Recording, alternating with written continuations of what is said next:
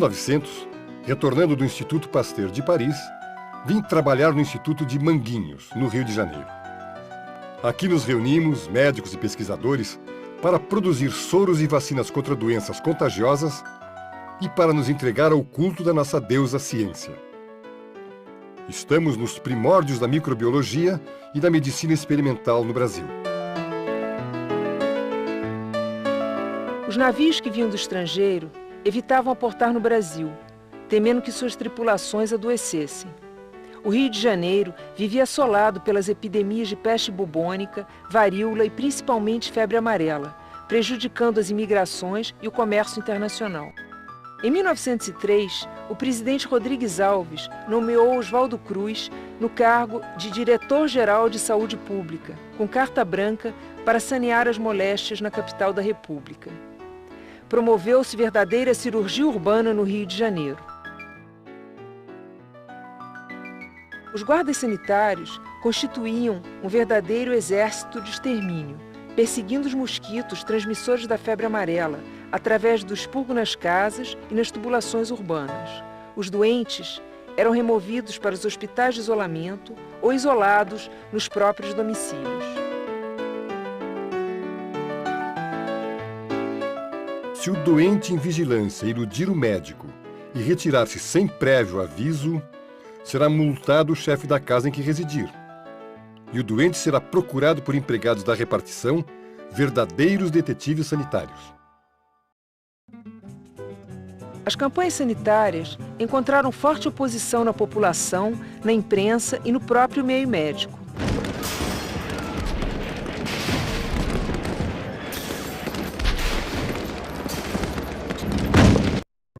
Na realidade, a campanha tem sido terrível. Seja como for, a verdade está conosco e triunfará custe o que custar. Não me afastarei uma linha do programa traçado.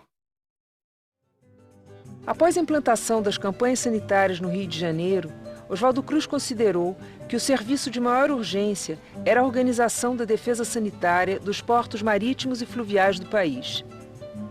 Em 1905, a bordo do rebocador República, Oswaldo Cruz partiu para o norte, acompanhado do Dr. João Pedroso, secretário de Saúde Pública.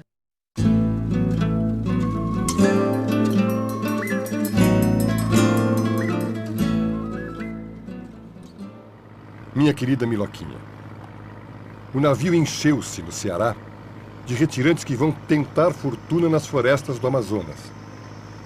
Vão trocar a vida por borracha.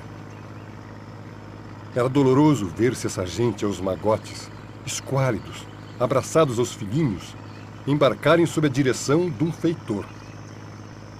Vão fazer como escravos a fortuna dos seringalistas, que depois, cobertos de brilhantes, vão dilapidar nos bordéis de Paris as fortunas colossais ganhas pelos desgraçados cearenses.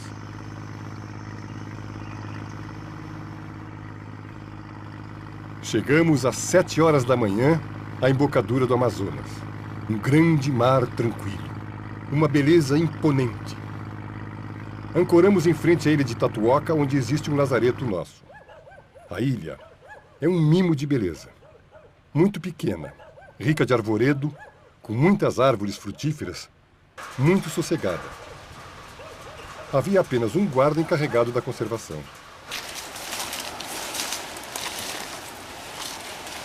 Quase um século depois, Eduardo, Luiz Carlos e eu, Stella, estamos documentando a memória das viagens de Oswaldo Cruz à Amazônia, seguindo a trilha deixada por meu bisavô.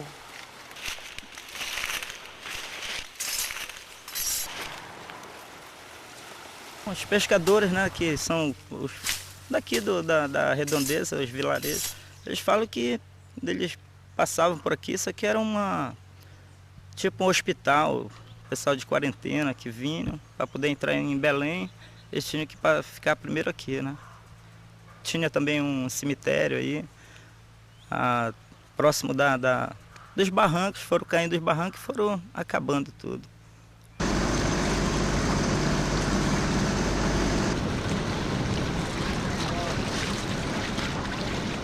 Voltamos para bordo ao meio-dia. Almoçamos, subimos o rio em direção a Belém onde chegamos por volta das 2 horas da tarde.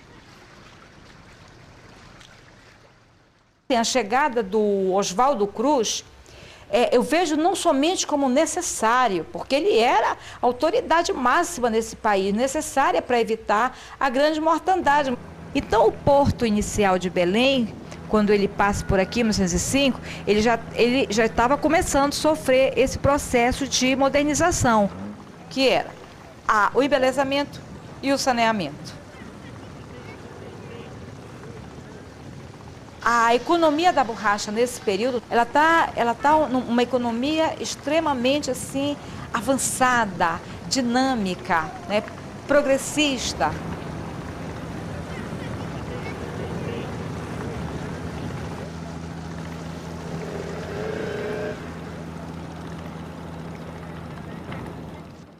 A cidade é linda. Ruas muito largas, toda iluminada à luz elétrica. Muito movimento, muitos carros, uma cidade europeia, em suma. A vida é caríssima.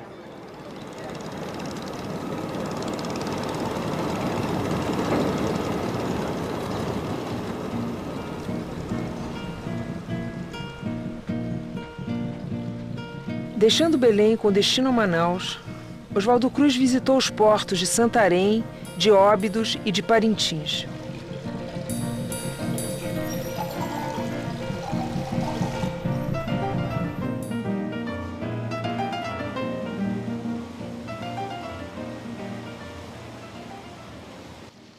Nossa viagem continua monótona e sem incidentes. Levanto-me o mais tarde possível. Leio, jogo xadrez, bocejo, vou inúmeras vezes à mesa. Marisco o dia inteiro. Frutas, o doce de leite que me deu o Belisário, o bombom de chocolate que me deu o Pedroso, sequilhos que me deu um Dr. Matos da Bahia. E assim vou assassinando esses dias monótonos dessa longa viagem.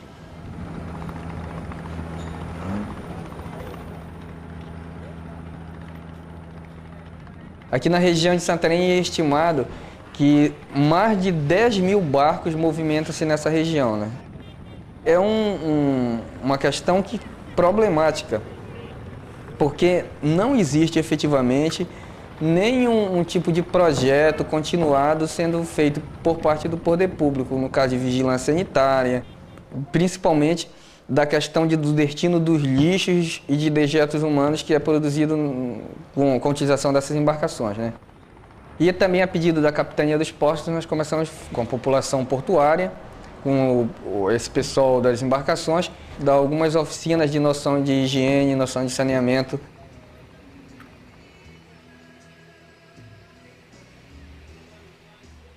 Os meios de defesa dos portos da extensa costa brasileira são totalmente deficientes contra a penetração de moléstias contagiosas vindas do estrangeiro. O serviço sanitário dos portos é verdadeiramente vergonhoso. É imprescindível instalar estações de desinfecção nos portos principais, bem como hospitais de isolamento com laboratórios indispensáveis para o diagnóstico das moléstias.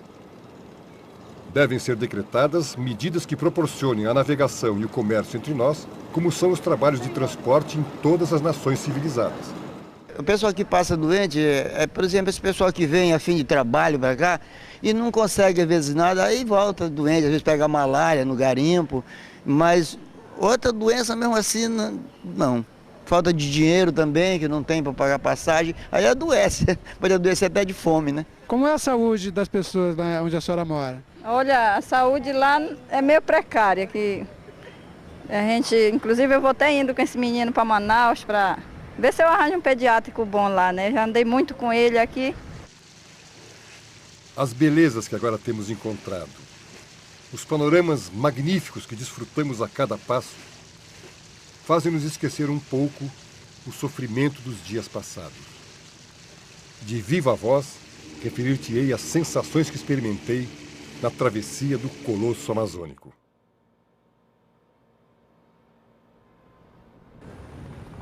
Fui muito bem recebido em Manaus, onde o governador foi me buscar a bordo. Mas a chegada de Oswaldo Cruz aqui, o que representa uma intervenção nacional nas condições sanitárias dos portos. Agora, que portos? Belém já tinha um porto consolidado. Em 1905, o porto de Manaus ele se consolidava, ele começa a construção no início do século, exatamente, quer dizer, é um porto que se iniciava. Ora, se o porto de Manaus era assim, em pleno apogeu da borracha, pensemos nós dos outros portos, eles simplesmente não existiam. Era o que nós chamamos aqui de portos de lenha. Quer dizer, o porto de Manaus começa aí e ele começa a ter uma influência significativa na cidade de Manaus, porque ele era o ponto intermediário de partida dos movimentos migratórios que vinham do Nordeste para os chamados rios borracheiros. Intervir nessas áreas com a visão de polícia sanitária mesmo, para evitar a febre tifoide das grandes viagens. E a febre amarela, que, como todos sabem, era importantíssima e precisava de medidas sanitárias de combate ao mosquito naquela hora. A situação das endemias na periferia de Manaus reproduz, em ponto mais expressivo, o início do século. Vigilância do ponto de vista científico, de pesquisar para antever as infecções, quer dizer, não só combatê-las quando elas existem, mas evitar que elas venham, isso simplesmente não há. Há uma desproporcionalidade. Há um crescer sem nenhuma preocupação. Parece que as autoridades não acreditam nos micro-organismos. Em 1907, Oswaldo Cruz foi reconhecido internacionalmente ao ganhar a medalha de ouro no Congresso de Higiene em Berlim, na Alemanha. No ano seguinte, a febre amarela foi considerada extinta do Rio de Janeiro. A capital saneada se tornou o cartão postal do Brasil e Oswaldo Cruz um herói nacional. Prestigiado, em 1910, foi convidado pelo governo do Pará para combater a febre amarela, que no ano anterior havia matado 235 pessoas em Belém.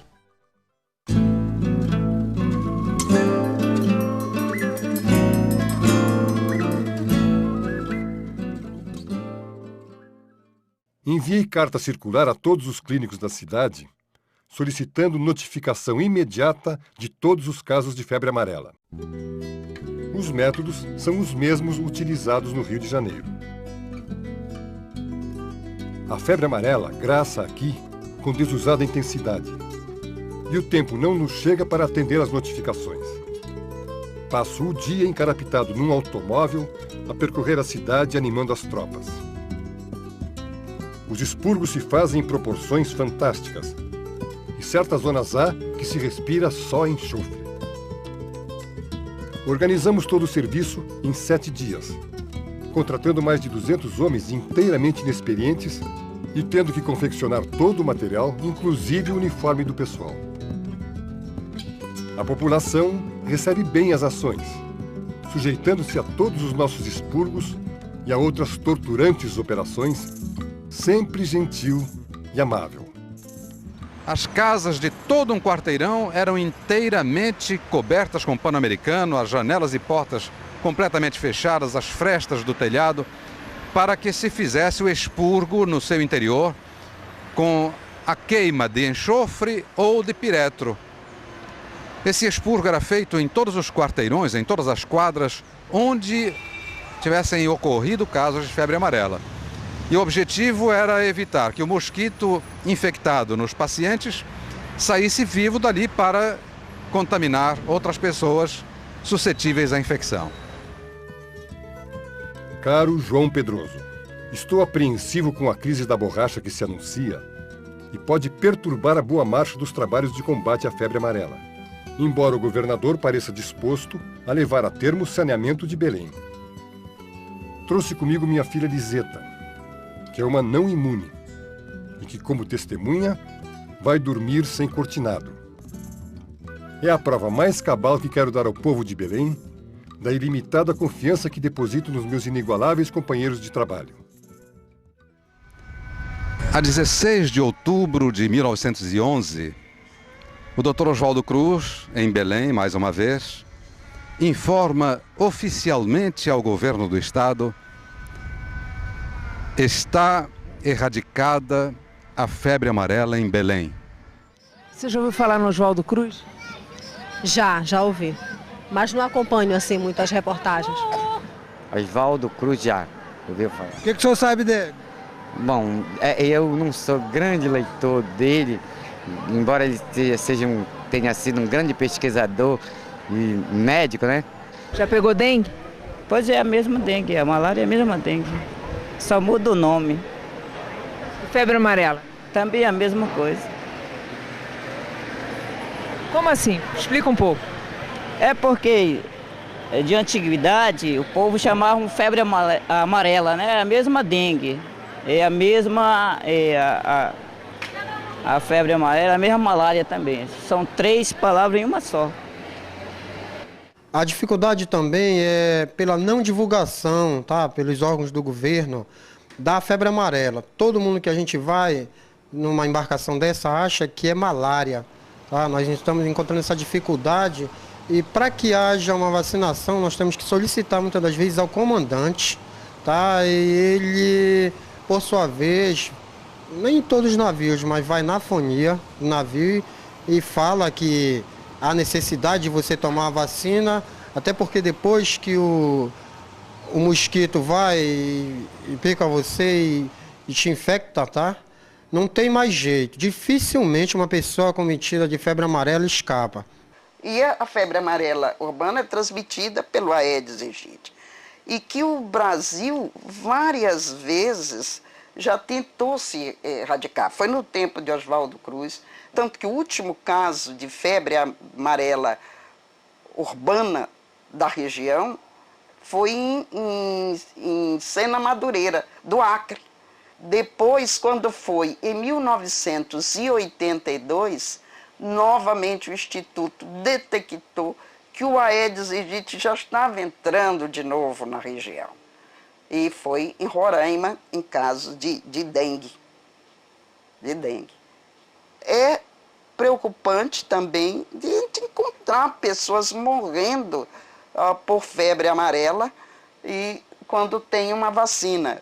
Significa que a medicina está falhando em algum lugar, porque geralmente são indivíduos que se deslocam para a região sem estar protegidos. Aí eu já faço a pergunta, todos aqui são vacinados contra a febre amarela?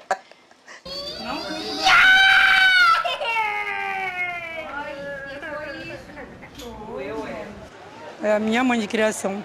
Ela já morreu, ela teve febre amarela. E ela contava alguma coisa? Quando é que foi? Muito perigoso, pior do que a dengue, ela dizia. Pior do que a dengue. Febre muito alta, a pessoa fica a pele meio amarelaça mesmo, sabe? Você tem ideia como é que pega a dengue? Não tenho. Ele é um mosquito, né, que diz transmissível, né? O meu filho, outro, ele se tratou porque ele tem plano de saúde, ele foi no plano dele, lá o médico passaram remédio, ele se cuidou melhor, né? E quem não tem um plano de saúde? Tem que ficar aí a Deus dará, né? O foco tá lá na nossa rua, né? Se você for lá entrevistar de ponta a ponta ali, todo mundo tem a dengue. É lá na São Benedito, entre Estrela e Timbó.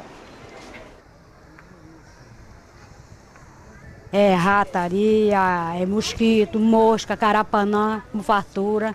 É o que mais nós temos aqui. É o problema nosso aqui, a moradia nossa é essa. Você já teve dengue? Já.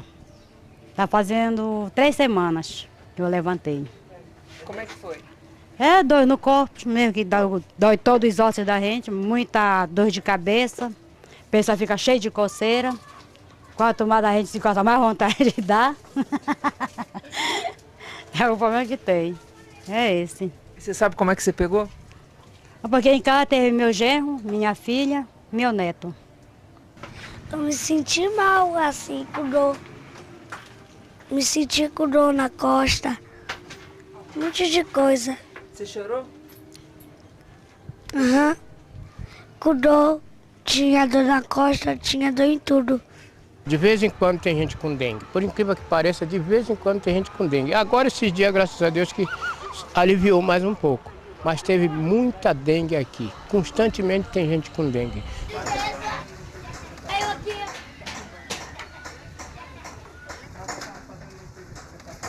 Nesse problema de saneamento aqui, é justamente que o maior problema que nós enfrentamos Mas nós não para, mas nós sentimos na pele esse problema. Nós estamos fazendo essa luta direto, porque nós não podemos ficar nessa situação. Está vendo que ali já está aterrado e aqui ainda não. É? Você já teve dengue? Dengue?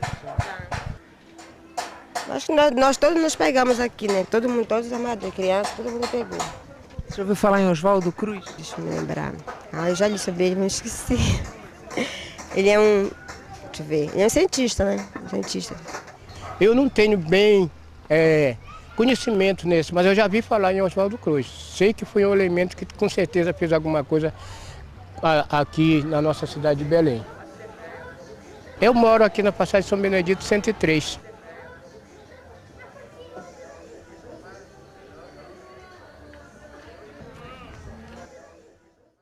Minha amada Miloquinha, que satisfação tive ao receber tuas últimas cartinhas. Não podes imaginar o bem que elas me fizeram neste exílio infindável. Creio que esta será a última ou penúltima carta que te escreverei. Em breve terei a satisfação de abraçar-te, se assim o bom Deus o permita. Muitos carinhos e beijos aos nossos filhinhos. Saudades a todos. E a ti, muitos beijos do teu Oswaldo. Saudades aos compadres.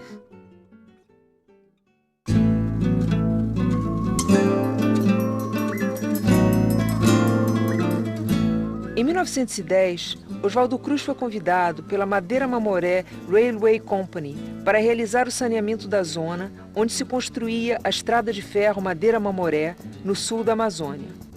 Os trabalhos de construção da ferrovia estavam dificultados devido à extraordinária mortandade dos empregados, vítimas das terríveis moléstias que infestavam aquela região.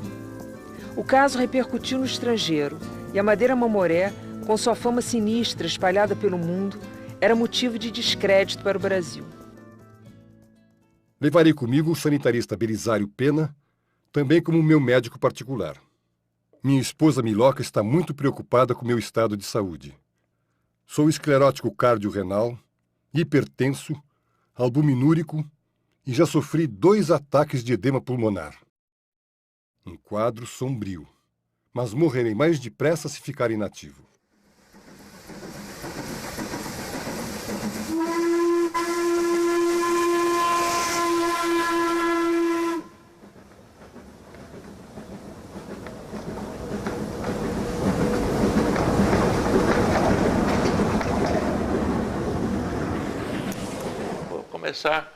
O que é fundamental aqui na história? Fundamental é aquele trecho encachoeirado do rio Madeira e Mamoré, por onde as embarcações passavam com dificuldade. Eu vou começar por aí.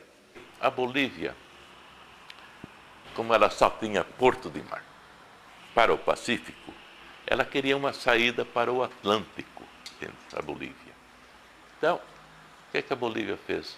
A Bolívia pensou, falou, olha, o jeito aqui é descer pelo rio Madeira e Mamoré, chegar no Amazonas e sair no Atlântico, em Belém do Pará.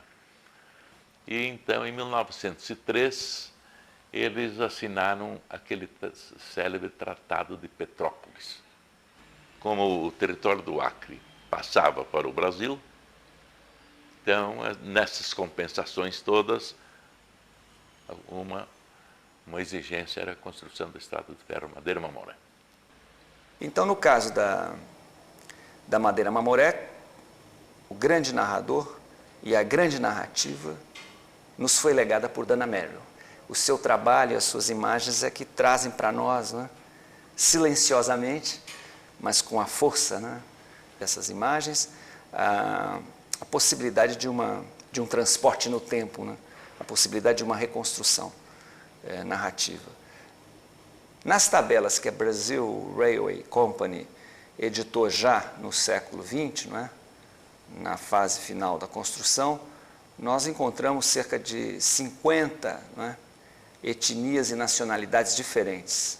O hindu, não é, ao lado de um turco, um grego, um italiano, um índio boliviano, não é, um migrante cearense, né, fugindo das secas nordestinas, dos anos 70 do século XIX. Papai, na realidade, era de Granada. Papai chegou aqui por volta de 1913, como eu falei para a senhora, né? Na construção da estrada de ferro Madeira Mamoré, quando eles estavam fazendo a topografia. Ele não veio assim como imigrante, ele veio assim com mão qualificada, para prestar serviço e, ao término do serviço, retornar à sua terra de origem. Eu nasci da ferrovia. Vamos cantar. Danilo, Eduardo, prazer. Extensa, prazer. Obrigado. Boa tarde. Boa tarde. Vamos conversar um pouco com o seu irmão que falou? Fala, tio. Em 41 eu passei a trabalhar na linha. Eu pedi para trabalhar, porque eu gostava de ver o trem passar e eu fui lá, comecei a trabalhar como foguista e cheguei a maquinista de primeira, de terceira, segunda, primeira. A estrada de ferro, ela terminou em 1912 e ela começou em 1864 e teve muita preparação. Então muitos, como meu pai dizia aqui, amigos, colegas, veio pela manhã, eles estavam bem. Quando era à tarde, dava aquele frio, aquela coisa que você pagava, era a malária, né? Chegamos em Porto Velho, dia 9 de julho. Fomos residir no Hospital da Candelária. Estamos instalados na casa do médico em chefe e temos um criado Shin que nos desperta todas as manhãs com uma cápsula de quinina. É um tipo impagável, que fala uma espécie de francês. Há aqui uma célebre cidade, Santo Antônio, que é um verdadeiro horror do ponto de vista sanitário. Creio que no inferno não há situação análoga. A imundície é incrível. Para dar uma ideia pálida do que é, basta que te diga que matam os bois nas ruas e aí abandonam as vísceras, cabeça, etc., que deixam apodrecer em plena rua, e o mau cheiro é de tal ordem que quase se fica sufocado. Estou horrorizado com tanta porcaria. Em Candelária, a 5 quilômetros de Santo Antônio, estabeleceu-se o centro sanitário, hospital e dependências, residências dos médicos, ao todo 15 edificações. Localiza-se numa pequena colina. O hospital satisfaz todas as exigências de higiene. Enfermarias de primeira e segunda classes, sala de operações, admissão e isolamento de doentes, farmácia. O corpo clínico é composto por médicos americanos e posso afirmar, como testemunha de vista, que a assistência médica aos doentes é a mais perfeita que se pode desejar. O cemitério está situado a 500 metros do hospital, em clareira aberta no meio da mata, numa colina não alagável nas enchentes. Esse cemitério ele foi invadido recentemente e nós estamos tentando fazer com que o Ministério Público ajude a defender essa área, pelo menos o que sobrou desse cemitério, certo?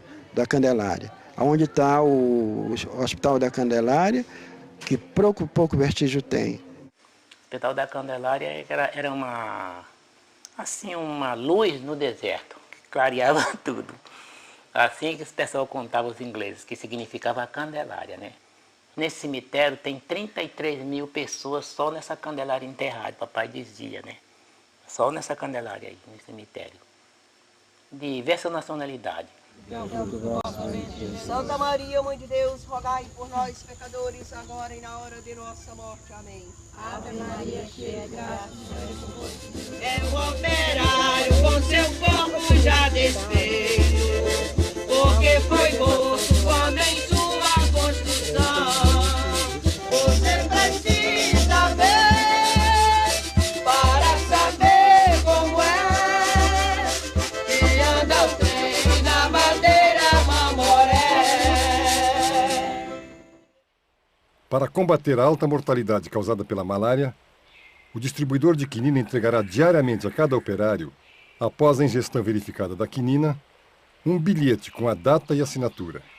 Somente à vista desses bilhetes é que será feito o pagamento ao pessoal, descontando-lhes tantos dias quanto os que não tomou quinina. Para tornar efetiva essa obrigação, cada quinizador disporá da necessária força. Não estou muito boa não, sinto muita fraqueza. Você sabe como você pegou malária? Sei não tenho a mínima ideia. Diz que é um mosquito, mas eu não sei, que no sítio não tem mosquito, né? Aqui na cidade tem muita carapanã, né? E quando eu estava aqui eu não peguei, peguei no sítio. Inclusive minha filha, meu marido pega, meu outro filho também. Malária é uma doença tropical. Ela é produzida por um protozoário chamado plasmódio. E esse plasmódio, ele infecta o mosquito, um mosquito chamado anofelino, o anófeles, e aqui principalmente Darlinge. E ele é que transmite do homem doente para o homem sadio. Então, hoje em dia, o principal ponto de controle da doença é o diagnóstico e um tratamento mais rápido possível. E, em segundo lugar, uma aplicação espacial através de termonebulizações, que são as máquinas de fumacê, no meio ambiente, tentando pegar as fêmeas desse mosquito, que é a única que pica o homem e transmite a doença, infectadas que ainda estão no pé do domicílio. Então, desta maneira, hoje modernamente se faz o controle da malária.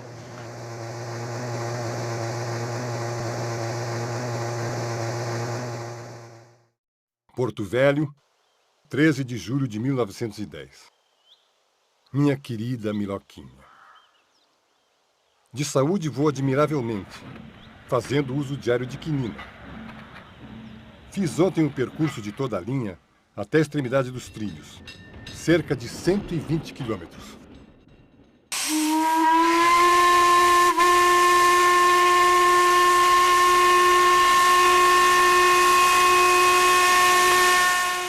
Em 1912, foi concluída a construção dos 366 quilômetros da Madeira Mamoré. Funcionou durante 60 anos, quando o governo militar desativou a ferrovia, que foi substituída por uma rodovia. Em 1981, foi reativado um pequeno trecho turístico de 7 quilômetros entre Porto Velho e Santo Antônio.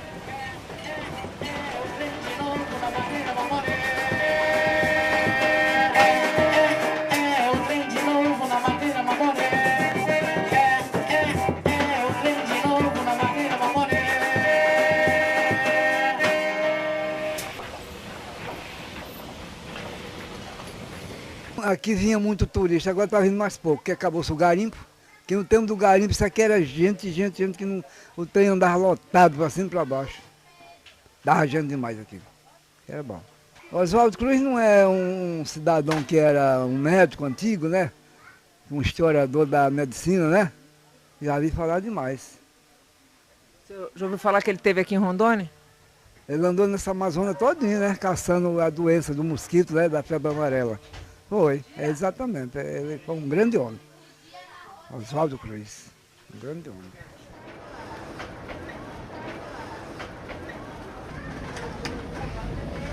E sobre a construção da estrada de ferro, não se fala muito, não?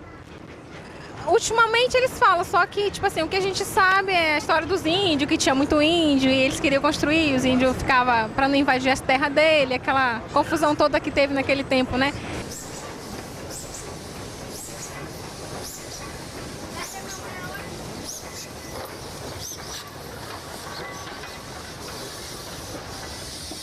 Não existe, nós não conhecemos essa estrada de ferro. Se surgia outros índios, é que nem eles falam, eu sei muita história dessas que disse que a gente ia lá e ligava fio linha de ferro, os índios amanheciam 5, 6 agrudados, mas isso com nós geralmente isso não aconteceu, não.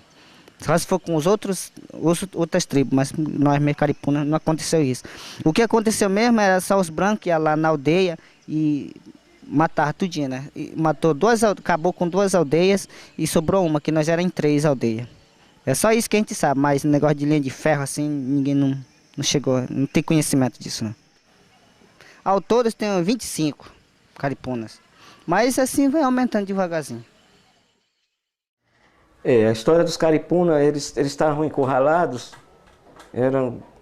tinha muita gente. Eu acho que no começo do século, quando Oswaldo Cruz esteve aqui, calcula-se que tivesse mais de 10.000 pessoas.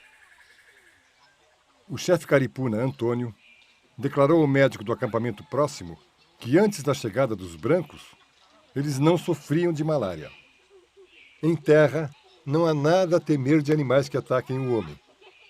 Não falando dos índios parintintins, que vivem na região da margem direita do Madeira.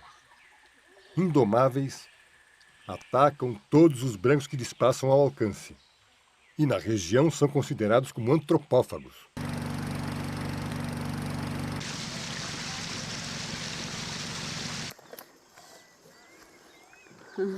Era guerreiro mesmo, era Parintintins mesmo. Acho que até hoje ainda existe ainda.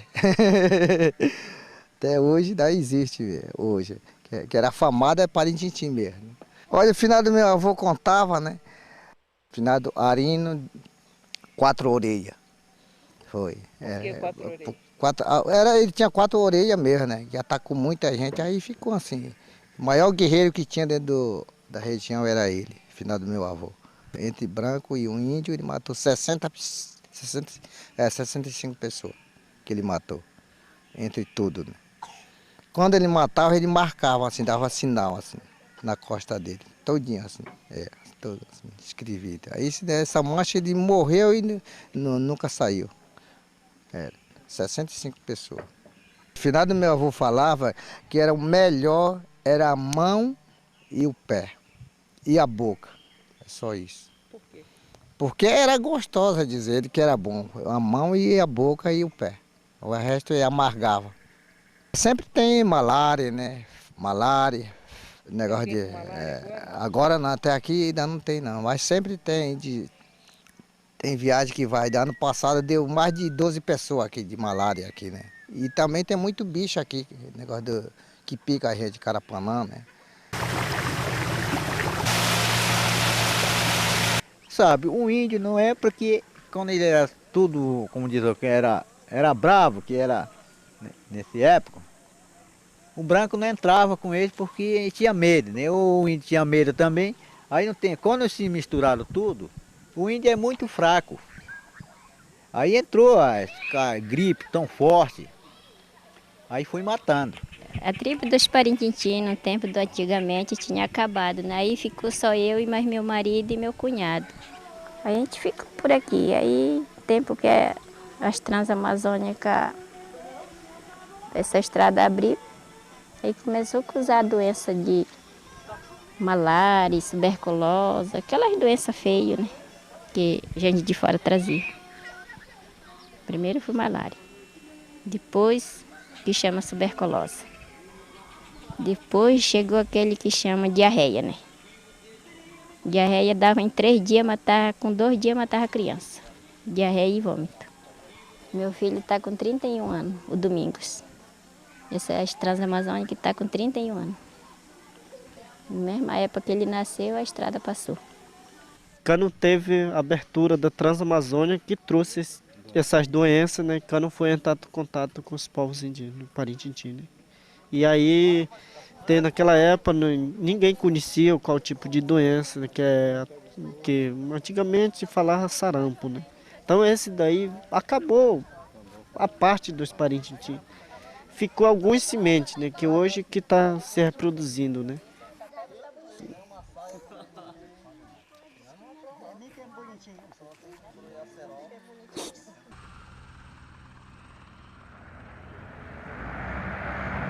A introdução da malária na Amazônia está associada à devastação que houve na região. Programas de colonização e de assentamentos do INCRA, programas de construção de rodovias, como a BR-364 e a Transamazônica, construção de usinas hidrelétricas, garimpos de ouro e de diamantes, invasão de terras indígenas. Todo esse quadro de doenças tropicais transmitidas por insetos é o homem que entra no meio ambiente devastando. Trem que parte às 6 horas da manhã, de Porto Velho com destino a Bonã. Sabem que sai, só Deus sabe como chegará, mas não há nada, todos sabem como é, que andava o trem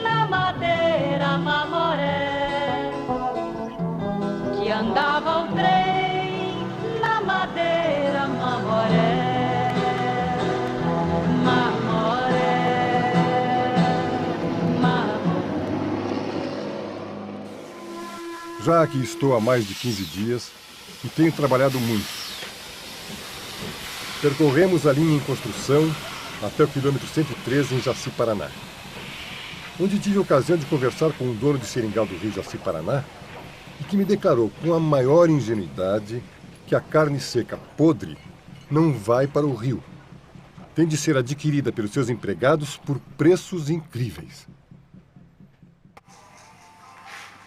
Tinha o trem que passava, a gente vendia comida na estação, tinha o seringal que era aberto, né, a empresa. Quando vinha, baixava de lá os caiapos de borracha, dava muita gente, muito movimento e mais renda, né, de dinheiro. A vida na seringa é uma vida boa e não é, né? Uma vida boa sim, porque pelo menos é farto de tudo, né, não falta nada. Mas é uma vida atormentada, com tanta praga, e muita escuridade demais. Eu não tenho nada em casa que eu diga que isso aqui é lembrança do seringal, não tenho nada.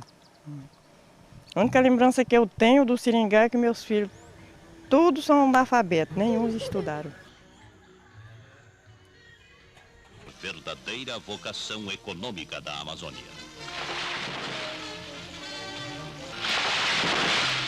Quando nós saímos do nosso estado do Maranhão, nós saímos atrás de garimpos, né? É o carro do garimpo, no garimpo nós estamos 3 mil, quando não tem 3 mil homens, 15, 20 mil homens num garimpo. Aí ali tem que haver qualquer coisa, né? Tem que haver muita malária, tem que haver muito tapa e muita questão. É uma coisa difícil, sabe? É muito difícil, né?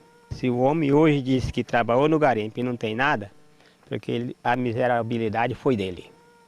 Foi dele. Porque eu peguei dinheiro com a água desse rio Jaci aí, ó. Não pensava que aquilo nunca acabava. Mas não é que do ouro do madeira se acabou-se e muitos homens ficaram na tábua como eu. E tem deles pior até do que eu, né? Esse lago aqui tem 8 quilômetros de tamanho, que ficou do buraco do garimpo passado, onde foi tirado muitas toneladas de ouro desse lugar. Aqui existe ouro, muito aqui. Aqui parou essa andada de ouro aqui, porque parou por causa da estrada e tal, vila, parou o ouro, não deixaram mais tirar. Mas aqui há ouro, a 16 metros de fundura, o ouro não tem problema, é fácil para nós, né? Agora, o rio, o garimpo do rio, que é as dragas, foi começado em 80. Teve a base de 3 mil dragas. E como diz, deu bastante ouro aqui no distrito do Arara. E morreu muita gente. Barbaridade. Na época, eu era administrador. Teve um ano que eu juntei 68 cadáveres. Entende? Juntava aí os bichos aí, como diz, levava. Chamava a polícia lá de Norma Moré, tinha de levar 2, 3, era assim, levava para lá. Fomos além do rio Jaci-Paraná. Estudei os acampamentos dos empregados e fiz as indagações que se me afiguraram de utilidade. A linha é admirável. Rasgada toda no meio da floresta virgem, oferece espetáculo grandioso, mostrando a riqueza considerável deste verdadeiro Eldorado. É de lastimar que a tanta riqueza esteja associada à morte.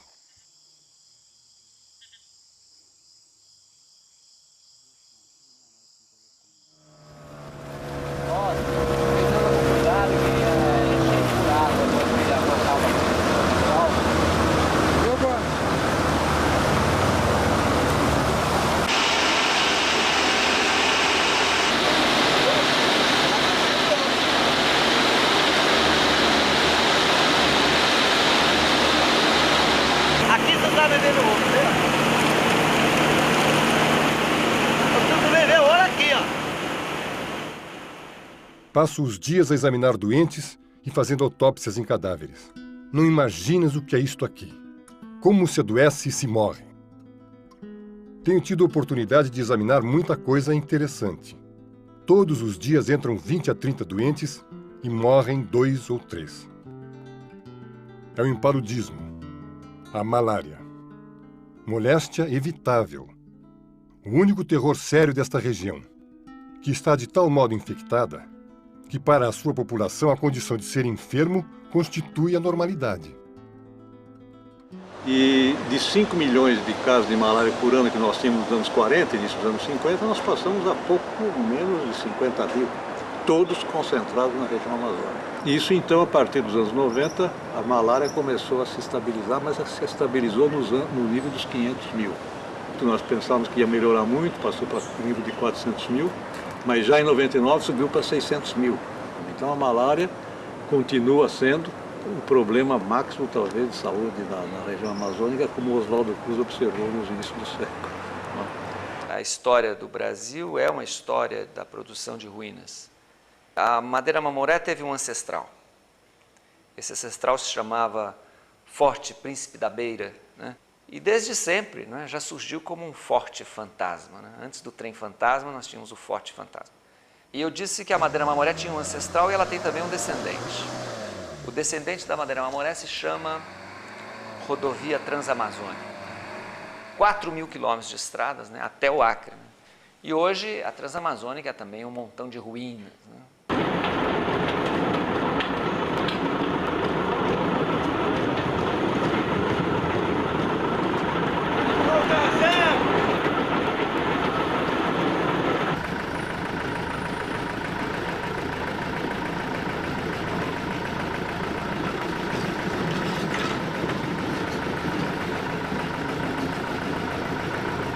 Devido à falta de interesse de investimentos na conservação do trecho turístico entre Porto Velho e Santo Antônio, numa noite de chuva, em dezembro de 2000, parte do trecho desmoronou e a última locomotiva parou de apitar.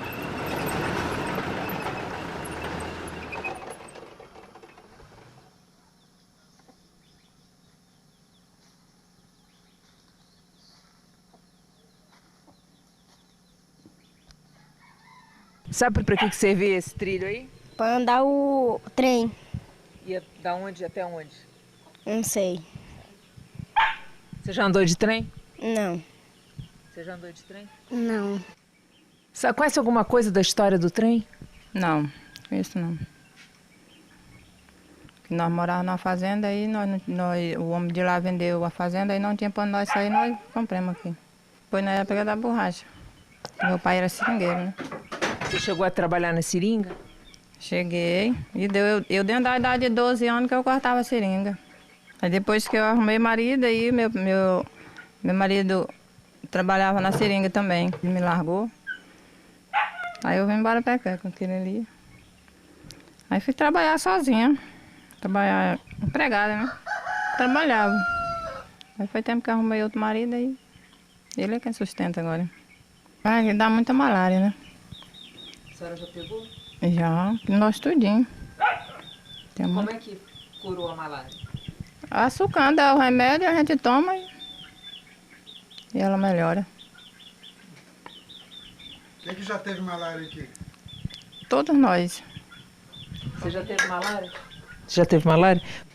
Conta pra gente como é que é. A gente fica suado e com febre e com dor de cabeça. E o remédio, como é que é? Aí ela amarga. Fica ruim na boca da gente.